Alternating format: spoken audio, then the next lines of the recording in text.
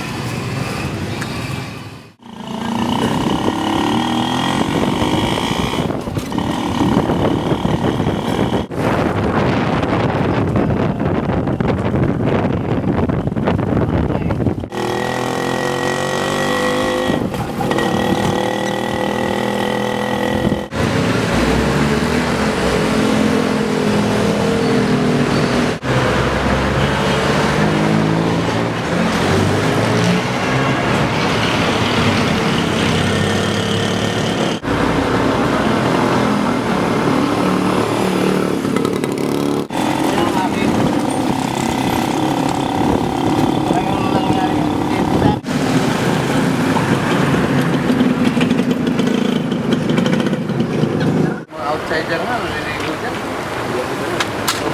Kaya kung di man ako naliligo, wala silang pakialam dahil hindi ko sa kanila kinukuha ang pagkain ko araw-araw. Ganun po ba?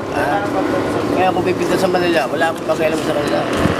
Kung sinasabi lang mabaho ko, hindi ko pinapamay yung sarili ko sa kanila.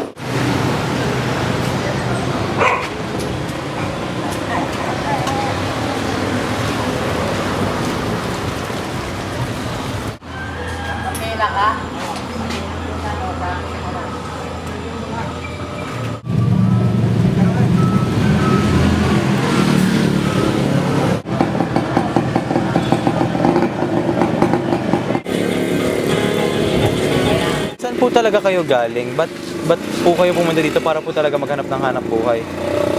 Kasi dati ako sa gobyerno ng trabaho. Gobyerno po. Oo, sa National Food Authority.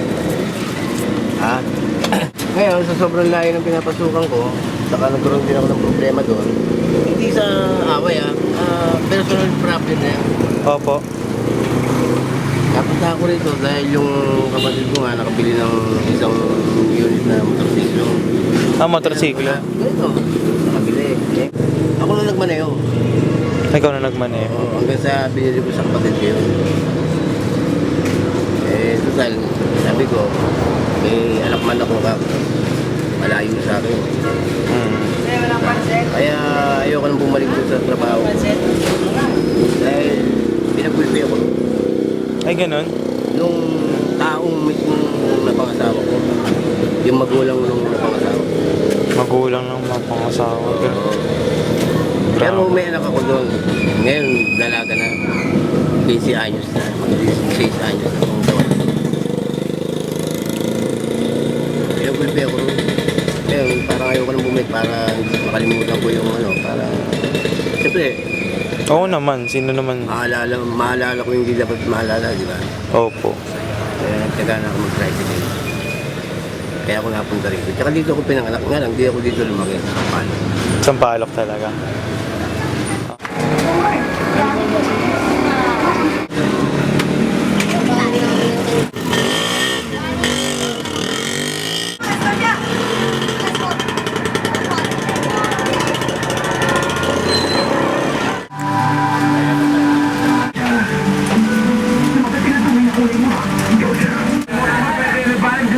Alam naman namin, ikot-ikot dyan sa bahay mo eh.